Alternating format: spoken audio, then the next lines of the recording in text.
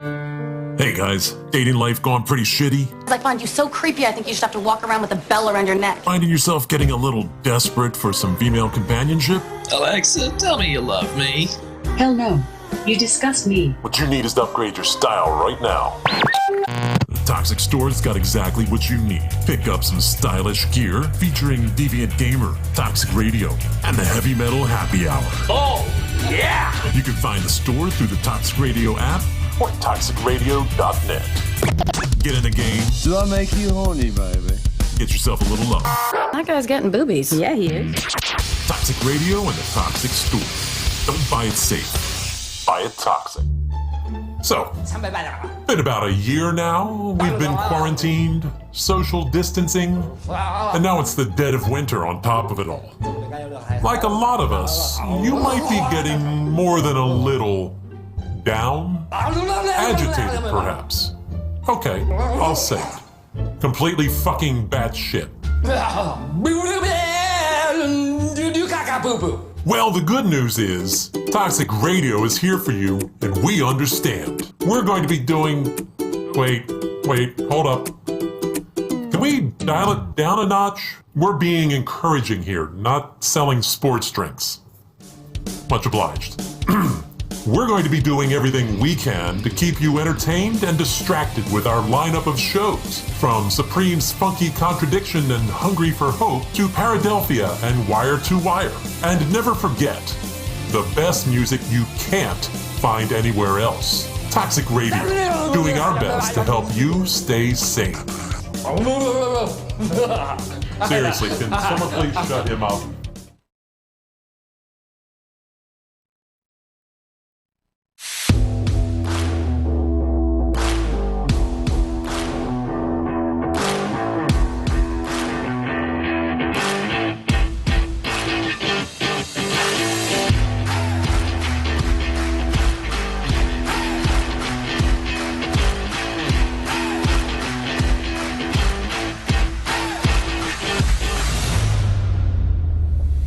What's up, everyone? Welcome back to Taking It Deep with the Godfrey, TH to the double E, Godfrey. That's capital G, just so you know who the G is. And we are live. We're ready to rock. And we're here at the new studio as it is forming every day. And we're just about there. Soon as we get the doily in the bathroom and the folded toilet paper, things will be complete. But until then, it is not a studio. And that is final. So, for all those people who said Toxic would never make it out of a basement, I wanted to play a sound effect, but it's not working because they said fuck Matt. Anybody? Yep, that's right. They hate me. Is it working now? Well, this is like climaxing after the third time, but... In your face, sucker! Yeah. That's what I was going to say. In your face, sucker. So we got a lot of exciting stuff going on here, as we said. Thanks for tuning in, guys. We're going to talk royal family. Prince Harry, or not Prince Harry, and Meghan Markle, Princess Meghan, or not, officially. We got a lot of cucks. We got a lot of mushes. And we got some honorable mentions. Alex is going to come on and do a movie review. If you want to come in and give your opinion on any subjects, 856-485-9565. Catch us live on the Facebook page. Taking It Deep with the Godfrey, and the YouTube page, youtube.com/playittoxic. I know I slam dunked that for you, Mike. You're so proud. And, you know, if you can't catch all of our episodes live, do not worry. You could go to the toxicradio.net and listen live. If you just want audio, you could also go to there to catch all the past episodes of my show and all of our great shows on this station, because we got one of the widest umbrellas in the industry around here. We can go from hair metal, we could go from rock, prog rock, to rap, to this, to that, and you name it, we have it here under the sun. So we appreciate your support, share, like, and THEEGODFREY, like I said, that's on Instagram, Twitter, and Facebook, and give my page a like if you can, Taking It Deep with the Godfrey on Facebook. Other than that, welcome, folks. I'm glad that you've tuned in, and thank you for your time in advance. So, I saw that Oprah Winfrey interview. We'll touch with that later, because we're going to talk about a movie not too far from now that is about pretend royalty and more of a lighter matter. But we got some honorable mentions to go through first. Okay, so what would those be? Netflix, no, maybe they might be a mush, but a science teacher wins the lottery. What do you say? How much did he win, Matt? Oh, well, the amount is undetermined because the prenups are going to determine that, and you'll see where I'm going with this. So, a science teacher has married the ex-wife of Jeff Bezos. Did you guys know that? Nope, probably didn't. And guess what? That is the score of the century. I think she's kind of cute, too. Maybe that's not a popular opinion, but I don't really give a shit. Because, beauty is in the eye of the beholder. So, I pulled this off of Barstool Sports. They got some good content on there. So I feel, or I've been told. And it's kind of interesting. You know, this guy was a science teacher. I'm going to pull his story up real quick, and you guys are going to be like, wow, this guy is really striking it rich. So, his name, Jeff. So basically, by the way, just the reason why this is interesting is Jeff Bezos' ex-wife.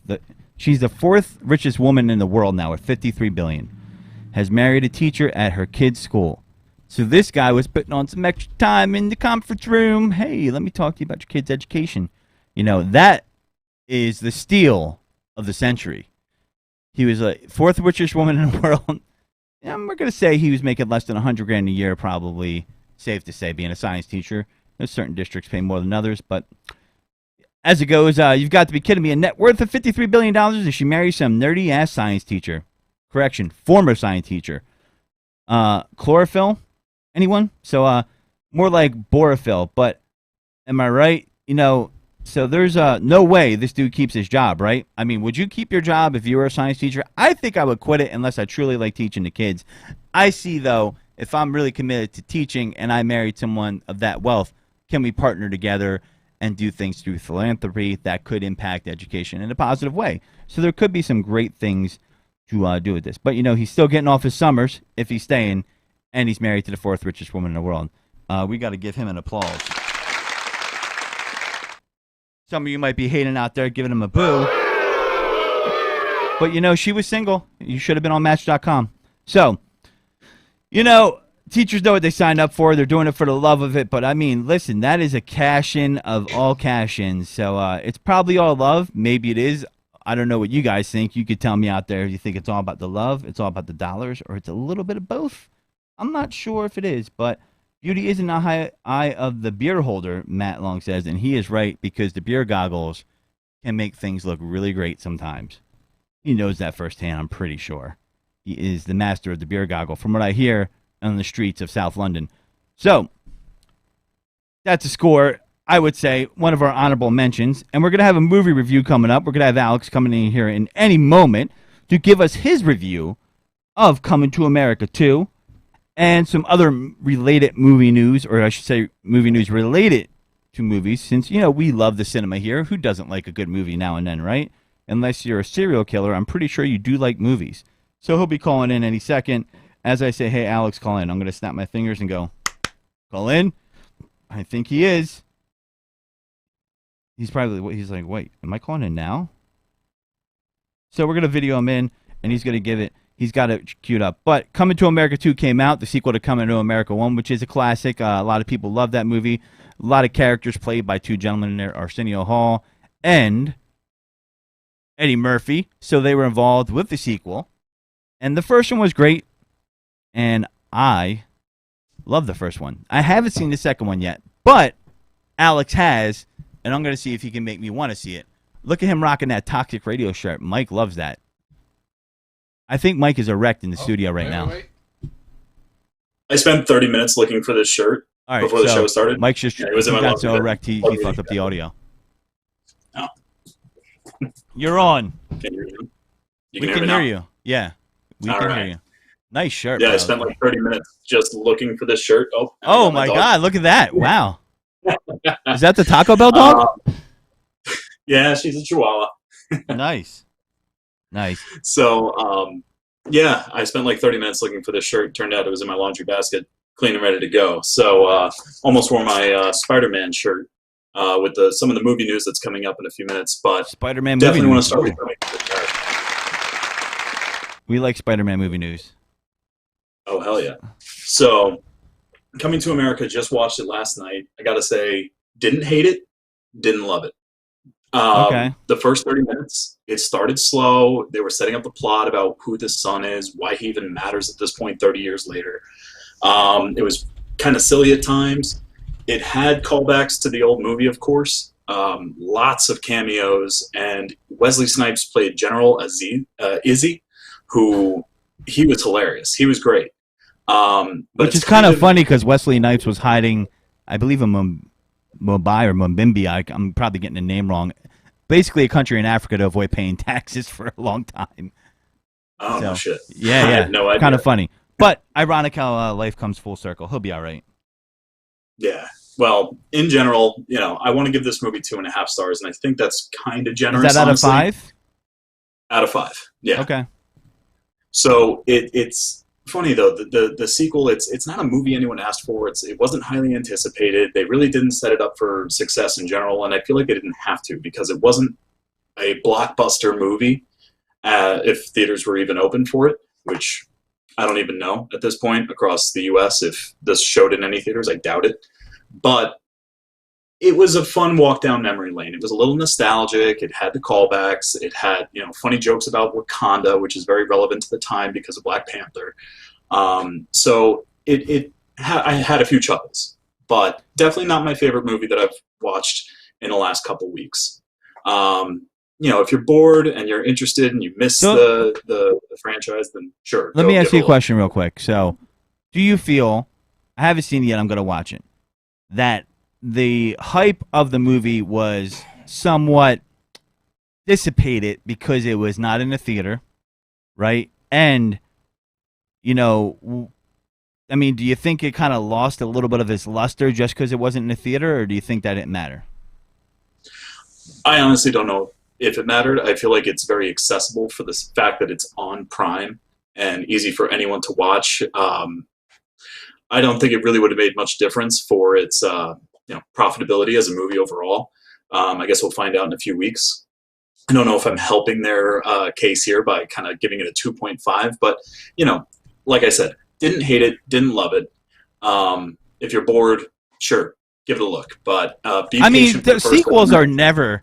Is there ever a time though that a sequel is better or is equal to the first? Godfather 2. Godfather 2, maybe what was the second Stars? Empire Strikes Back? Yep, Terminator 2, I would say, is probably better than the first. I would agree. Is Rocky There's 2 better than Rocky 1? That's a close one. That's a tie in my book. I'm going to go with Rocky 2 because he actually won it in 2. That's all. It wouldn't have been what it was with Rocky 1, though. An overrated sequel that I know some people will wildly disagree with me on is Back to the Future 2. I think that's the worst of all 3 Back to the Future movies. Really? I do disagree with you there. Well, listen, it was a thin storyline. I did enjoy it. I do like it. I do like all 3 movies, but I think Back to the Future 3 is underappreciated. Yeah, it definitely didn't get notoriety like the other 2 for sure. But although the train, the traveling train, I thought was kind of a stretch and sucked personally. But yeah, I agree. That was kind of silly, but part of the time. So kind of had to do it with something. Right. They weren't going to do it with a horse. Yeah, but it's almost like you're already up against it doing a second one. Like the second Hangover, yeah, it was like, all right, and especially it's when those movies that come out that aren't supposed to really be good are good, and it's the first one. The second one, I don't know, you might feel different than me, Alex, since you're a resident movie buff here. The second one just is behind the 8 ball already, I feel. How do you recreate the same story? Hangover ran into that exactly. It was basically the same thing as the first one, but it took place in, Thailand. Bangkok. So, it was very... Of course that'd be Bangkok. The same exact story. Yeah. So, you give it 2.5 stars. So what about, you said you had some other movie news for us. You're about to, before I cut in and ask you those questions, you're about to tell us another little tidbit of what's going on in the movie and viewing world, since it's changed for us rapidly. Although AMC is opening up a bunch of theaters in other places, what do you got for us? So I was actually an AMC A-list holder. I actually got invited to a premiere that was like an exclusive premiere because I was writing movie reviews on my Facebook page before this all happened. And Yep. And so I got to see Booksmart, which was basically Superbad but two girls, and that was a fun movie to see in theaters. Which I had the theater essentially to myself. With So wait, a few you said, other, are you saying that this movie reminds you of Superbad? this one, yeah, it was basically Wow, girls version that's of lofty. Superbad in my opinion. That's lofty, it was- my it was friend. fun. I'm gonna have to watch this now because that's one of my all-time favorite movies, and that was a sleeper movie in my opinion. I don't know about you, but did you see that in the theaters? I Superbad? saw that in theaters with my parents, and in fact, they named their dog McLovin. I kid you not. Wow. So they liked it. They loved it. I mean, we quoted. It's definitely one of the most quotable comedies of all time. So tell us more about this movie. Now you have whetted my appetite, and I'm intrigued now because that is a lofty expectation, and I have to watch this. So tell me more about this because you just dropped the Superbad comparison. It's like saying, this guy's the next Jordan, in my opinion. So let's go. So Booksmart is about two girls who are about to go off to college, and they've been, nerds their entire high school career, focused on their studies, and they're just cutting loose. They're trying drugs for the first time by accident, and they just go on a zany adventure of, trying to make the best of their senior year before college. And, there's conflict between them going off to different schools, and it's fun, and it's totally worth a watch if you like Superbad. It's not as good, but it's on par. So if you enjoyed Superbad, you'll probably like Booksmart. Gotcha. All right, I'm gonna have to watch that now. You've sold me. I mean, that is quite a comparison there, and I'm in. So you were saying that you have some further news for us. I heard you whet the appetite. You give a little Spider-Man little drop right there. What do we got going on in that world? In fact, it was a fun little teaser that they did. I wasn't even sure if it was true when I first heard about it until I saw the video of Tom Holland, Zendaya, and the guy who plays Ned. Honestly, I forget the actor's name. And they're walking out of the executive's office, and Tom Holland is notorious for dropping movie spoilers. And they're joking about how, oh man, I just don't know, like, why they don't trust us with the movie title. And it's written on a dry erase board as they're walking out: Spider-Man: No Way Home. So I'm excited to see what this implies, this No Way Home aspect, especially based on the cast of having Alfred Molina, Jamie Foxx coming back as Electro, and Doc Ock respectively. And they already announced Benedict Cumberbatch, which makes sense because of Multiverse of Madness. So having Jamie Foxx and Alfred Molina coming into the one universe, it makes sense that Multiverse of Madness might tie in all the multiverses. Exactly. Perfect graphic there of the Spider-Man multiverse, which they've already kind of done with Spider-Man Into the Multiverse, which was a great film, which I feel like was a huge surprise because it was rated PG and it was animated. But that was an excellent movie, won an award. I can't remember which award it won, but that was a great time. I am just really hoping that they tie in Andrew Garfield and the original Spider-Man as well for all of them together. That would be really cool. There's talk of Daredevil coming into it too, which I'm excited about. Dude, that's pretty cool. Yeah, pretty cool. And other movie news: Godzilla versus Kong is coming out end of this month.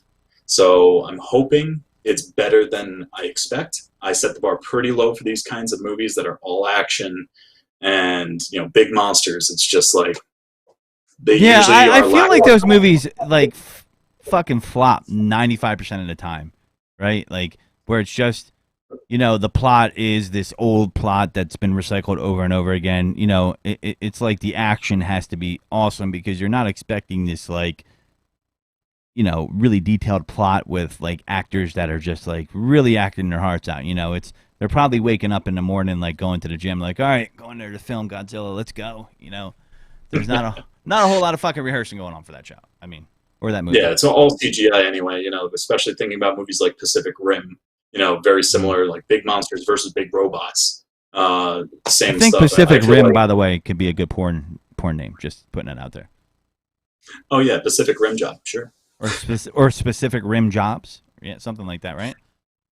Exactly. So I do want to mention one other movie, just because it's very rare that I'm like hyped about a movie that I really do want to suggest, since Coming to America felt kind of flat for me. I Care a Lot is on Netflix, and a friend of mine suggested we watch it, and really, really great flick. I'm giving it a 4 out of 5. And Wow. Peter Dinklage plays a very unique role compared to what he's done before. Really shows his acting chops. He's like a Russian mobster in this, and Okay. the concept is just fun. Lots of twists and turns, and I definitely recommend that for a Friday night watch. Grab the popcorn. Okay. So you're saying that's just not a fly by your pants type of movie, right? I gotcha. I like Peter Dinklage. He's definitely got some good acting chops. I really like his last name too, Dinklage. He probably, this guy's probably got thick skin. Growing up short and your last name being Dinklage, he got fucked with all the time. Oh, yeah. I'm pretty sure. I mean, right? Sure, built a lot of character for him. Yeah. So he's laughing at them right now. But great actor, so that's a good base for a movie when you got a good actor like that. And I kind of dig it. All right, so that movie again was called, and it was on Netflix. I Care a Lot, right? Yep, I Care a Lot, exactly. So it's I think it's in the top 10 right now on Netflix in the U.S. So it definitely will show up there on your feed. And it wasn't just Peter Dinklage who shined in that. Just so you know, checking my notes here, Rosamund Pike. I can never remember her name. She was the lead. Excellent performance, just all around. Plot, suspense. It was a fun ride and really, really cool twist at the end.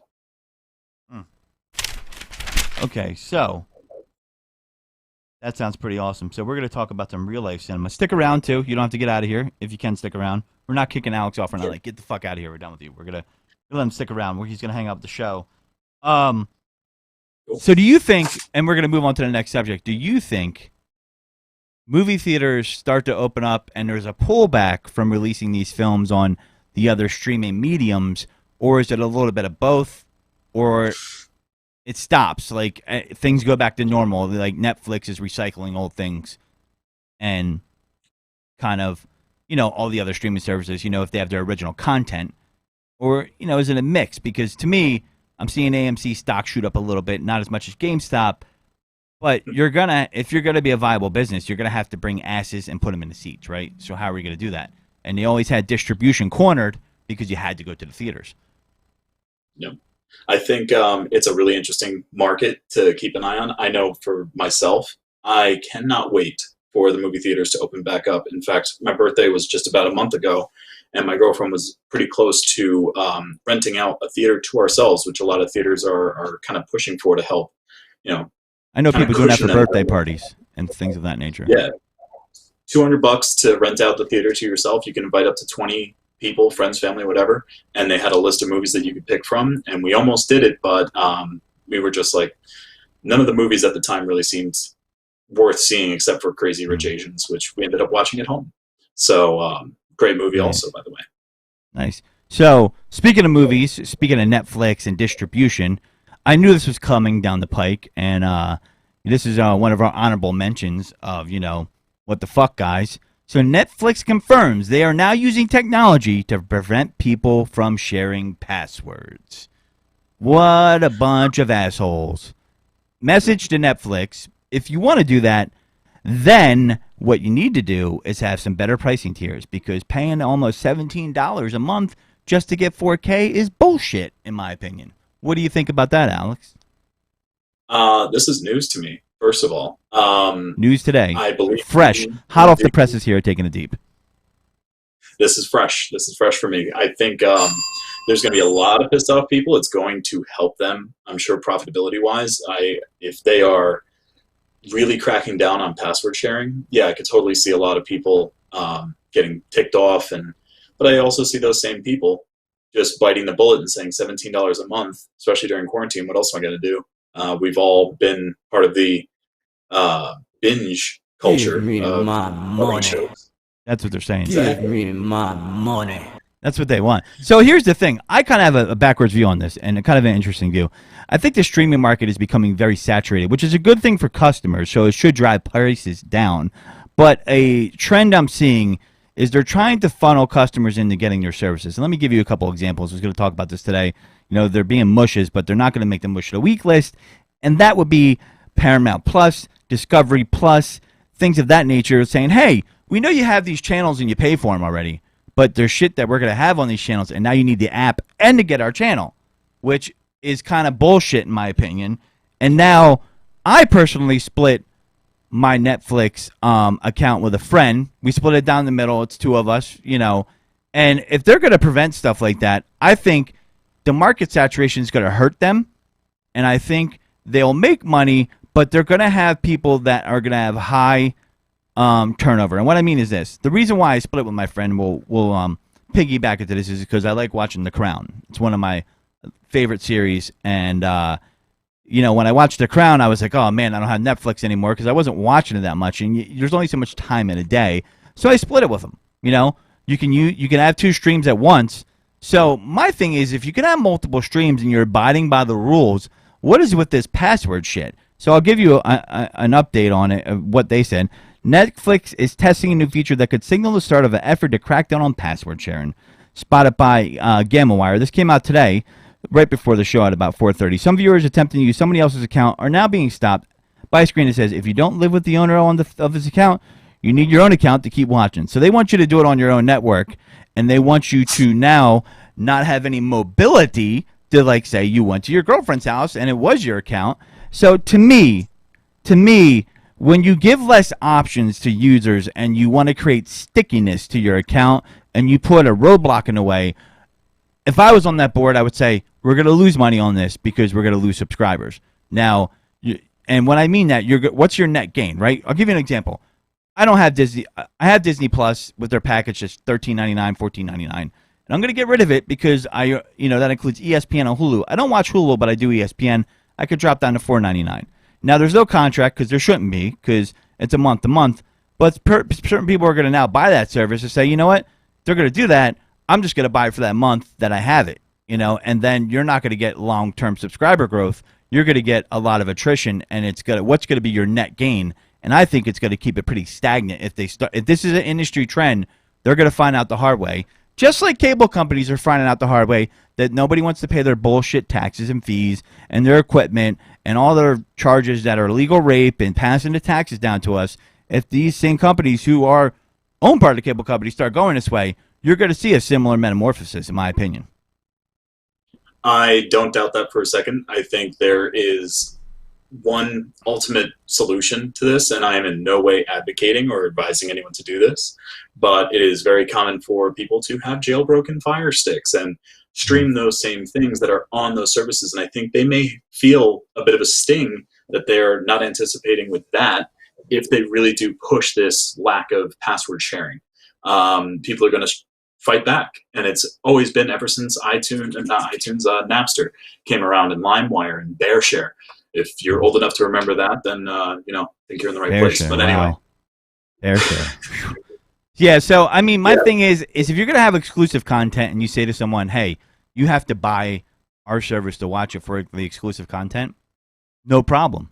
I'm down with that. I get that, right? You made it, you produced it. People need to pay for it if they want to watch it. I'm okay with that. You're buying a service. There's no exchange. No robbery in a fair exchange. However, if you're making people double pay, like Discovery has you paying for a channel and a TV package, even on a Sling TV, so you can get other channels, and you now want to say, well, you got to get our Discovery Plus, and now what makes me laugh is it used to be you could get some of these services if you have a subscription already and you have like a Discovery and like a Sling TV or let's say a Xfinity, and the trade-off is you have to watch, you have to watch commercials, and it's part of your add-on. Now they're like, well, you can have one with commercials. It's less money. You're paying for it now, and it's more money without commercials. So to me, they're getting greedy again already, and they're gonna fall flat on their face because I feel this. It smells of boomer decisions up top that don't understand the people that the age bracket that are gonna consume this media. There's one thing that can make it successful, in my opinion, and that is creating enough content that's worthy of paying that subscription cost. And by that, I mean you have to compare it to, what it costs for a movie ticket and say, okay, if you're only paying that per month, you better have at least one good movie coming out per month that's worth paying that subscription cost for. Because if you're not at least pumping out content that's worth paying that subscription for, for instance, HBO Max is going to have, I think, Suicide Squad 2, which honestly I'm not too hyped for. Honestly, it looks weird. They've got Mortal Kombat coming. That I'm actually kind of intrigued by. But you have to have enough content monthly to have that comparison of saying, oh, okay, this is actually worth it. I'm not going to risk pirating it. There are so many risks with having a jailbroken Fire Stick and going that route. It's a pain to flip through those browser kind of apps, add-ons for the Fire Stick. It's, I've seen people do it. I'll put it that way. Yeah, but I mean, I think as long as they have good content, it might work. If I'm a young budding producer and I want to get my stuff out there, you know what I'm going to do? I'm going to go to one of these free services that are free across the board and be like, hey, IMDb, because they'll make money off advertising. Let's throw my stuff on there, right? I mean, because it opens up your audience. I don't know. That's enough about movies. I'm sorry, go ahead. What I'm surprised that Netflix and Hulu haven't done a free service that actually has some sort of advertisements baked in for those who don't want to pay the full subscription price.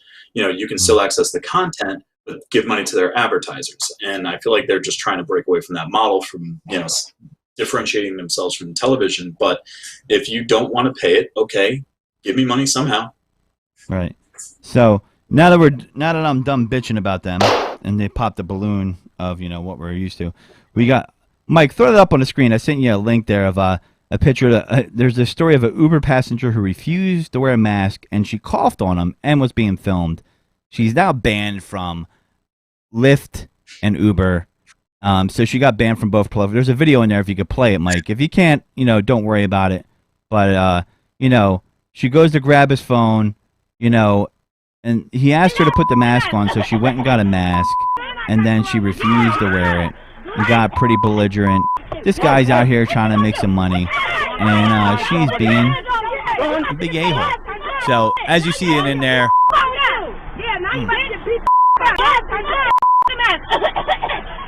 I got corona. Yeah, what's up? What you gonna do? What you gonna do? Put your hands on me. You have to get your ass turned up. Now you gonna get beat up. Yeah, now you gonna get beat up. Now you about to get beat up. Kick him out. You don't touch my property. You don't buy it. You don't buy it. That's gonna hurt the rating. Yeah, that's really gonna hurt the rating. Go like this. Are you stupid? Is it a dash cam he's got going? Yeah. I don't blame him. No. Yeah, so, I mean... Build me up, Buttercup. Was that Buttercup? All right. So, I hate that song, by the way. But she started screaming profanity and racial slurs at him shortly after he picked her up and her two friends in San Francisco on Sunday. He just stopped to let her buy a mask at a gas station, but now she's refusing to wear it. So she got mad after he did it, then had a temperature and says, "Fuck the mask," the woman said, quoted here in the Washington Post. Then leaning toward the driver, she ripped off her mask and coughed on him several times. And I got corona. You probably don't have got corona, but really? And this just goes to show you, everybody always wants to think these type of people are only in the South. These assholes are in San Francisco. These people are all over. I'm pretty sure that there's a lot of dudes, or she prefers girls, out there ready to date her and take her out to a dinner. She just looks so classy. I don't know how she even has any time to even breathe, because people just probably want to be around her all the time. I mean, really? So, this behavior is completely unacceptable and goes against our community standards and guidelines, Uber said. You don't say. So violent conflicts over mask policies have become more common since governments and companies have mandated face covers to slow the spread of the coronavirus pandemic. So here's the thing. People are just fucking selfish. What's wrong with people? Listen, yeah, masks, it sucks wearing it. It will eventually, we're getting close, it will eventually go away. No one likes wearing a mask unless you're weird. Although I got to say, I've been, since I'm in the single world again, I'm seeing people on dating profiles and the first picture has a mask on. Not going to work. I don't get that. Take the mask off your face. We want to see what you look like. Anyway, what is that about masks on dating profiles? Anyway, so it's just many other events. So they're definitely in our mush of the week because she somehow, even though she wasn't in a Lyft and was in an Uber, Lyft banned her too. Isn't that great? 2 for 1. Hits a home run out there. Right across there. Power serve. I mean, it's what's wrong with people? Yeah. Spitting on them is assault, and I feel like that type of behavior is just like, yeah, you should get banned from Lyft or Uber or any of the platforms. You're assaulting your driver. Yeah. I think the driver should have the ability to ban riders and have a button because guess what? They're a contractor, not an employee, right? That's a whole nother argument. So it's your car, your expense. You're contracted to do a ride for them. You know, you should be able to refuse it. So moving on from that, there was another. I sent that to you, Mike, too. If you could throw up there, was an insane Project X like party. This is an honorable mention. It's a college party broke out of nowhere in Boulder, Colorado this weekend that caused complete mayhem. I believe I sent that to you, Mike. I'm going to shoot that link to you again if I didn't. Did you hear about this at all, Alex? No, why wasn't I invited? Right? I mean, I could use a good rager. Now, listen, do I think these college kids, I've said from the beginning, they shouldn't have kept the kids at home from school. They should have kept the college kids home because of shit like this. There has been ragers going on there, and, you know, if you could get some hard stats, I would venture to say the spreading of the coronavirus would be most attached to college students coming to and back and forth to home. Am I crazy there? You know, I'm with you. look at that thing. He's hitting. Look. Oh my God, Project! Look at that. That's a bumping party, kicking in windows and shit.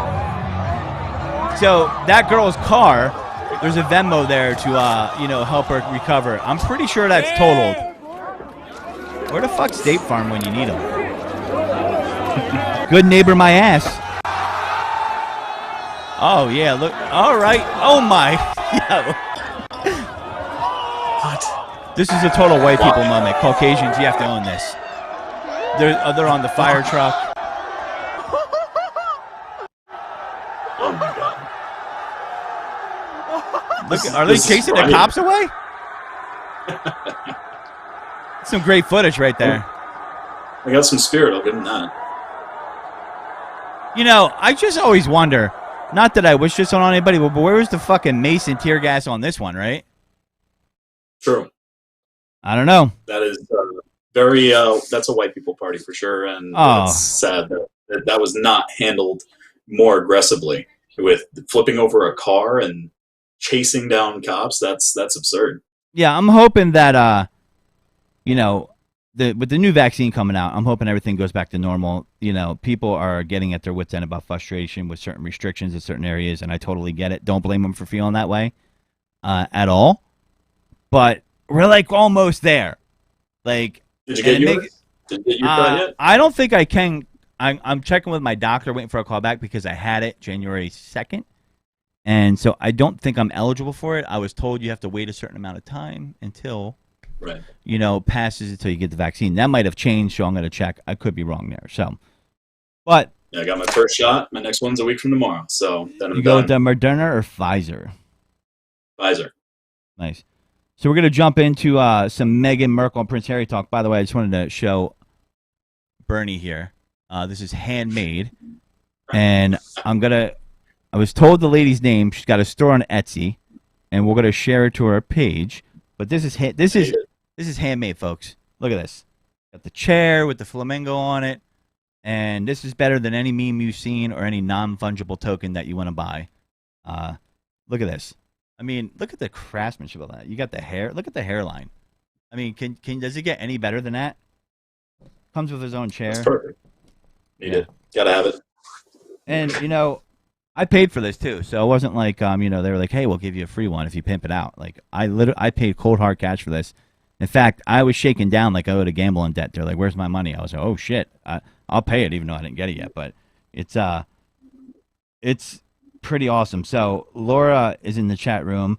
Shell Flowers by it's in the Senate, and check her stuff out. I'm going to send it to Mike, and he will put it up on there for us to see, and we will share it to the page at some point. And she does great work. Great work. So we might have to commission her for some weird stuff. Maybe, you know, some toxic radio stuff. Maybe we'll have her make a brand new puppet mic out of crochet or something like that. You know. What do you think about that one, Mike? Make one of you? Yeah, unmute my mic. There we go. I mean, we've had me in puppet form. We've had me in different forms, I'm sure, online. And in drunken form, so why not crocheted form? Yeah. So, Mike, I sent you the link. Throw it up there so you can show where to buy this wonderful stuff. You know, Mike's girlfriend makes some great stuff, too. I've seen some of her. She's made a few Marvel guys that I've seen that are pretty fucking amazing. Deadpool was one of them, right, Mike? I believe. Yeah. She was offended when I called him Spider-Man, but it was Deadpool. It was hard to tell from far away. But you get up close, and it's a dead ringer. She actually makes the mittens like Bernie's. You can buy Bernie's mittens. Wow. I mean, that's pretty fucking awesome. Good find. You know, Laura, and this is Laura's friend, you know, pretty talented. But if you go there, go to this girl, you know, support small business. Help her out. Look at this. I mean, this is quality shit right here. I mean, does it get, look, it has the mask on it. You got the glasses. This is, I would pay for this. Like, if I was out, I was like, oh my God, I need that. So, yeah. This is, and he folds his legs, or he could, you know, if you want him to be fresh, Bernie, you could just have him throw his legs up like that. But, you know, he's a leg crosser. We love Bernie. Bernie's the man. I love Bernie, as you guys know, so he'll be here with me. Can you get it listening to my show? Well, you know, I'll buy it for you if you get me 100 likes on my Facebook. So get all your families to like it. And only 100? Wow, that's a pretty good deal. 50 for 100. I know. We got to talk about my negotiation skills about that when I took over the show. But I did pay for it, and it is worth it. So, you know, that is another honorable mention. So we're going to jump right into, I don't know if you guys saw, I did. I watched it today before the show. Very busy week for me. A lot going on in my personal life and things like that outside of here. Meghan Markle and Prince Harry had an interview, and, you know, I found it very interesting. It went to a lot of ways. And, you know, the reason why it was interesting, Alex, did you see this at all? Have you had a chance?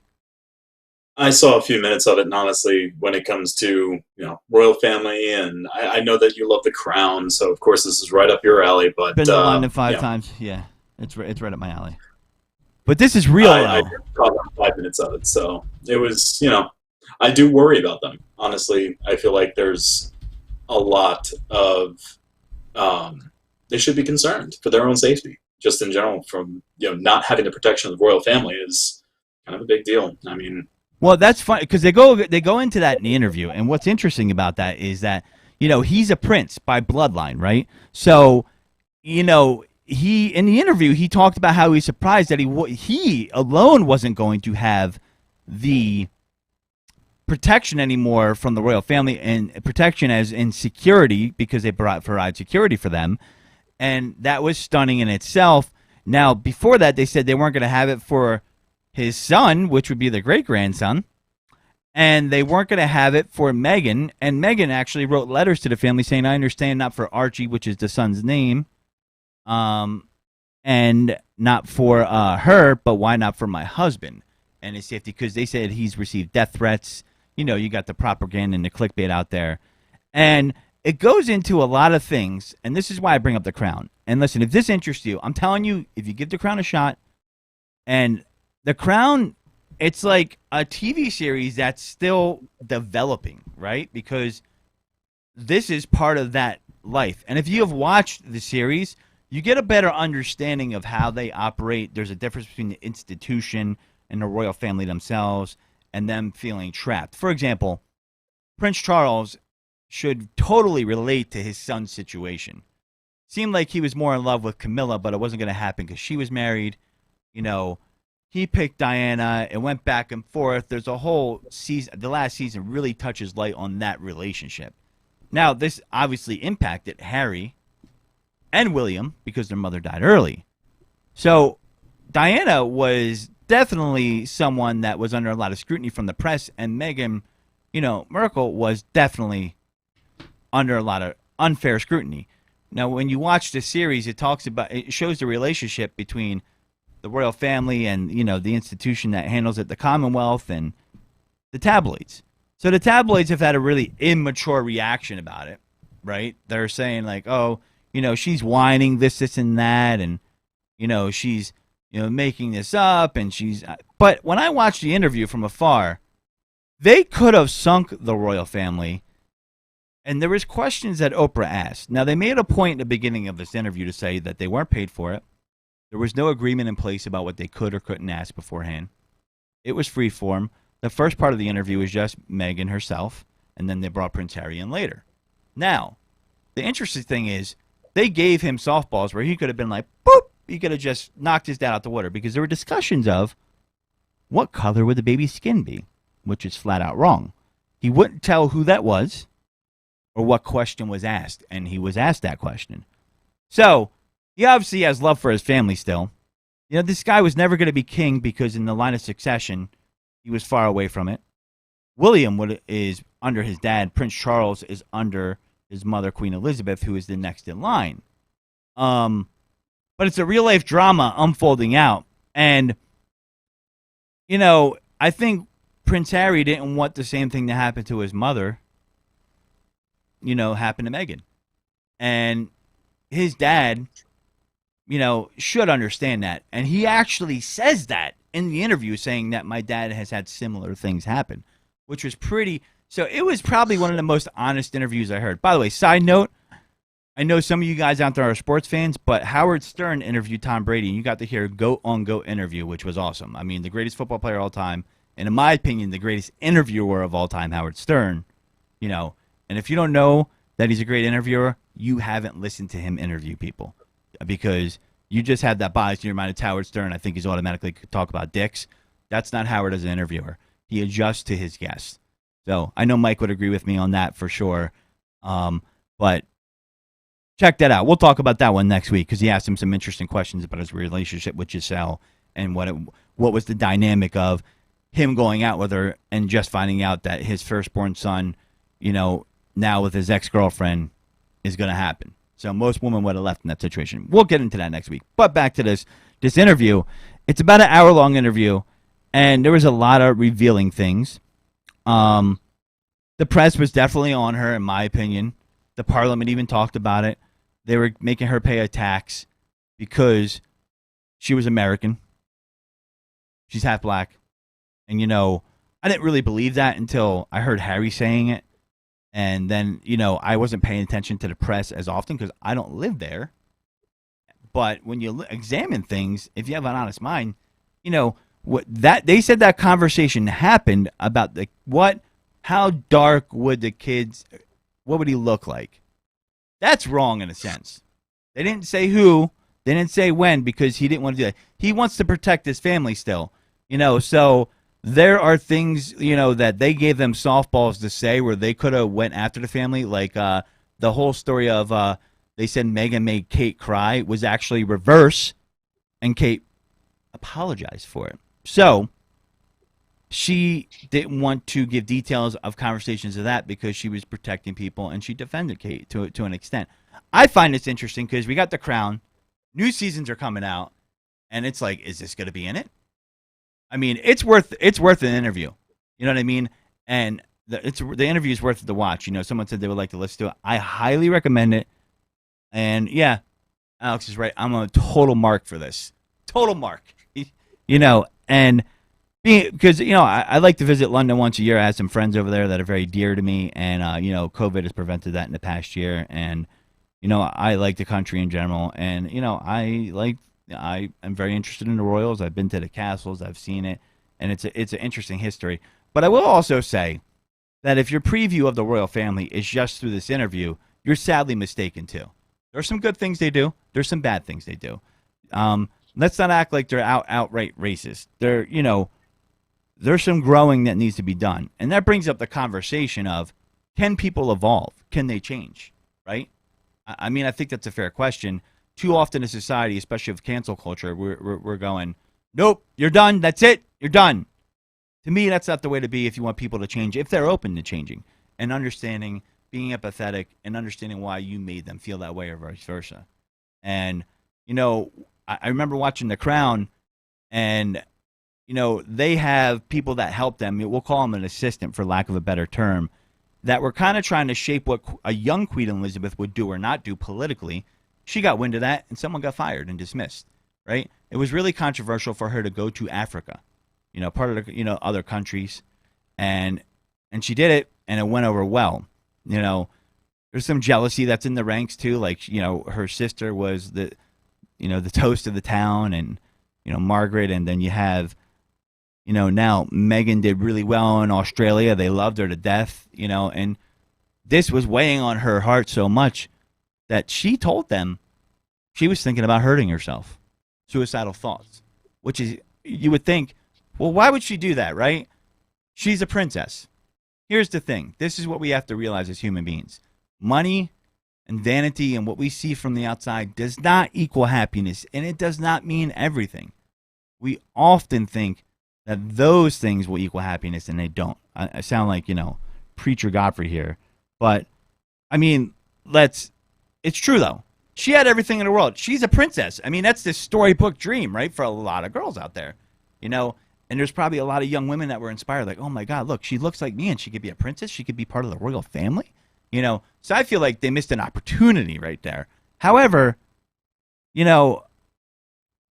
she felt that way, and so did Harry. Not about hurting himself, but he was concerned about his wife. And I got to say, his dad should have been proud of him. I'm kind of disappointed in Prince Charles after hearing reportedly about what his response was. But if you watch The Crown, there's a standard there where they have to do it for the crown, so to speak. Like, they have to make sacrifices and certain things they have to do. And the question is, do they want to do that or do they not? Now, Charles had a little bit more pressure on him because he's the next in line, right? So what goes on there? And I suggest you want to know about it. It's worth a binge watch. It's really good. A lot of good acting. You might not be into that, but if you like the interview, it will give you a real feel for why they are the way they are and the relationship of the tabloids. Because, one thing they said they feared is, what would the tabloids do, right? And the tabloids have this captive relationship over the royal family of things they may or may not know that they would start leaking out because, that is who talks about the royal family the most, specifically in Britain. It's crazy, right? I mean, Alex, I'm telling you, you need to watch The Crown. I feel like I gotta watch The Crown at this point. You've kind of sold me on it. I mean, it's really just based on true events, which I do feel like I get where you're coming from when you say we don't really care about what goes on in the royal family because we're in America. And I think that is kind of shifting when there's awareness, and this is helping build that awareness. And when there's awareness, there's usually, progress. So I feel like the fact that they did this interview with Oprah, to me, spells good things. I feel like not just Australia loves Meghan Markle, and certainly not just the United States. I feel like the entire world, with the exception of white supremacists probably, love Meghan Markle. So I feel like this interview was probably well-timed, and I am probably going to give The Crown a shot now. Yeah, so, up to a certain point, like Parliament could have been dissolved by the Queen. I don't know if that's changed, but they are not as bombastic as Americans. So they're, even though they held that power and they might have disagreed what's going on with the government, it would take bloodshed and war for them to do that because they respect the institution, So it's kind of interesting. Yeah, I would check it out. So I don't want to spend too much on that because I just think, I see a lot of people out there saying they're racist, and there are some racist overtones in it, as far as how they're acting. But he's an anecdotal story. My mother used to be married to a black man. They're now divorced and all that stuff, but for a couple years, and my grandmother just didn't know how to really conduct herself. She wasn't mean, but she would say things like, "Oh, he's a good one." I'm like, "Oh my God, can you not talk?" Like, and I just would feel embarrassed, and "Oh, he's got a job, he's a good one." I'm like, "What?" I'm like, "No, stop. Nana, can you not talk?" Now, she's passed on. She didn't have a mean bone in her body, but you got to help people evolve sometimes. You know what I mean? And that's something where that could be happening. People can change. We need to get back in a society where we understand people can change to the positive. They are not thrown away immediately. And the reason why I say that is That's what causes a lot of division. You're cast off immediately, right? There's certain transgressions where you should be, like, doing something bad to a child. Absolutely. I don't think there's really any negotiation there, And racism, there is no negotiation. However, what do you do? Like, there's a different degree. So I would check it out, folks, but that's just me. So, yeah, that was by the way, our mush of the week. I don't know if you guys told you, it was the mask girl. So, yeah, she's a nut. And then we have our cuck of the week. And talking about evolving, I don't know if you guys heard or not, but the $15 minimum wage was turned down.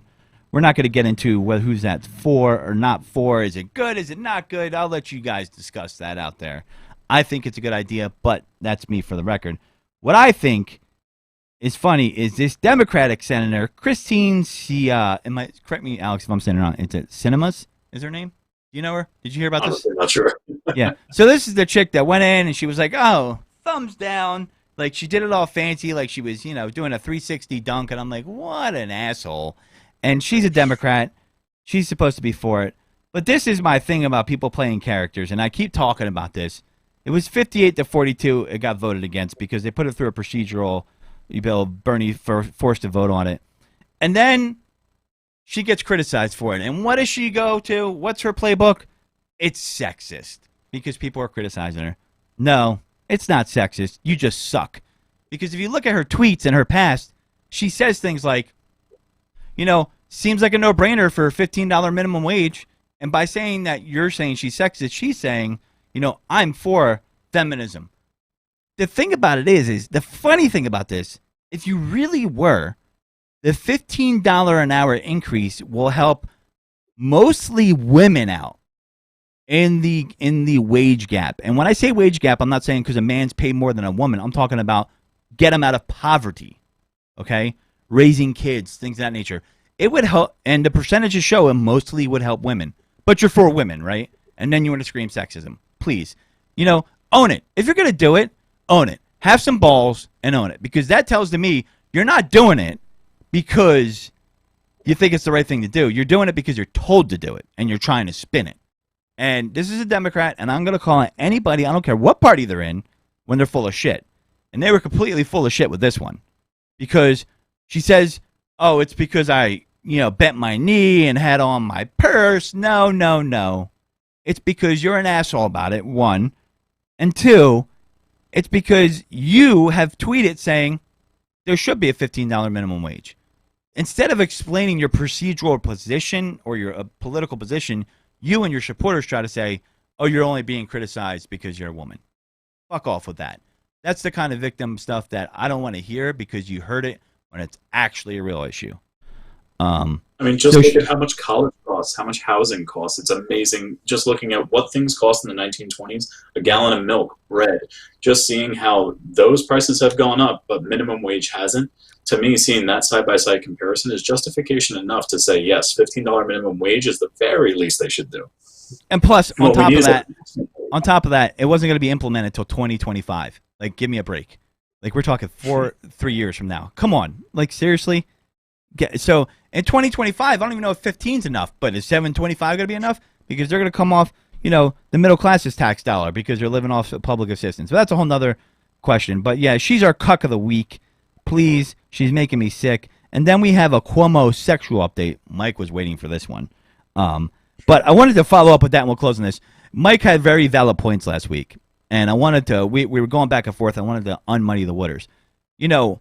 To hit someone up 12 years later and say it's a problem 10 years later and you're an adult, I definitely think that's, in some situations, very skeptical. But that's why I don't say believe everyone, listen to everyone, and then let it play out. I agree with Bill Maher on that thought.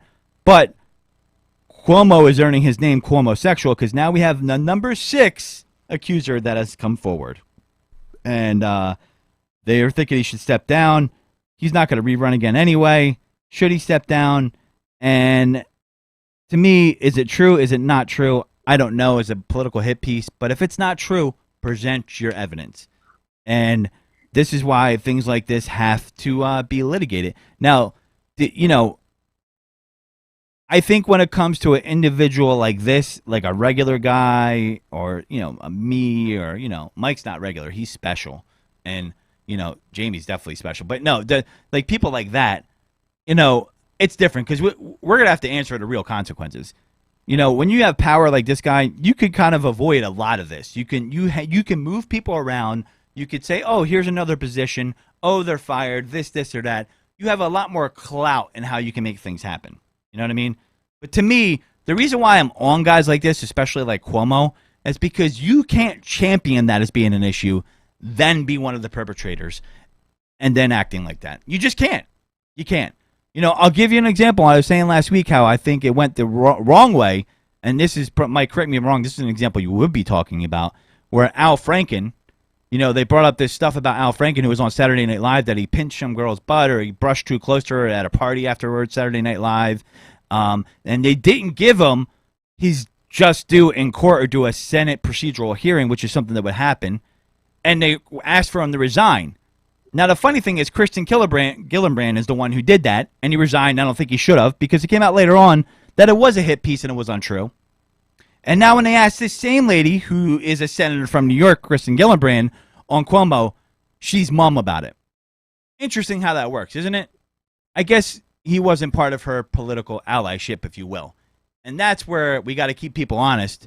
For regular folks like us, But I do agree with Mike, though, because I wanted to bring it up, because we were ending on a topic. I do agree with his sentiments, too, where you have to, look at every case by case, and, bringing it up out of the woodwork 14 years later, you're going to have a reason why it took 14 years. You're going to have to explain yourself. There's going to have to be hard evidence. But just coming out of the woodwork, like Al Franken, and then the guy's no longer a senator, who, by the way, was a champion for women's rights when he was in there, is complete bullshit. So let's call it for what it should be when it is what it should be, and use it for what it should be used for when it's proper. And, people got to stop weaponizing this. And I see it on both sides. I see patriotism weaponized by the right. Oh, you're not a patriot because you don't support this. You don't love your country. And I see identity politics weaponized on the left. Oh, you're a sexist because, poor Bernie, because he's a loud old Jewish dude. He talked loud in a debate, and he's like, he's talking to her loud, he's sexist, oh, he's disrespectful to Hillary. Get the fuck out of here with that kind of shit. You know what I mean? Like, they're both adults, and they're both throwing punches, and it's an equal boxing match. And, oh, by the way, she won the primary anyway, so please, spare me with that. So, and the right uses the identity politics, too, with Dr. Seuss. Tucker Carlson did a whole special on Dr. Seuss saying, oh, this is, the left doing this. And the book he used as an example wasn't even one of the fucking books that was being canceled. That's how full of shit he is. Because the whole time they were doing that, what was going on? The hearing about the Capitol riots on the Hill. They wanted to distract from that. They didn't want to talk about that, but that's another discussion. So, to me, I'm going to pass. And someone just sent me you ever get like random messages in your messenger? And you're like, what the fuck is going on? So, anyway, guys, we're running over time. I'm getting a middle finger from the booth right now. And we're going to wrap things up. Alex, thanks for coming on. We appreciate your presence and your contribution to the show. And everybody, thanks for listening. And if you thought the show was great, share it. Support us. Tell them about Toxic Radio. Tell them about Taking It Deep with the Godfrey. Tell them about the Fishman. Tell them about Jamie's mullet. Tell them all about that. And we will, provide you some entertainment. Sharing is caring. Tell your mom about it. Tell, your hot single 39-something relative about it. Give her my picture. I'm on Facebook dating. Anyway, that being said, guys, thanks for tuning in. Thanks for listening. And this is the Godfrey, not saying goodbye, just saying take it deep.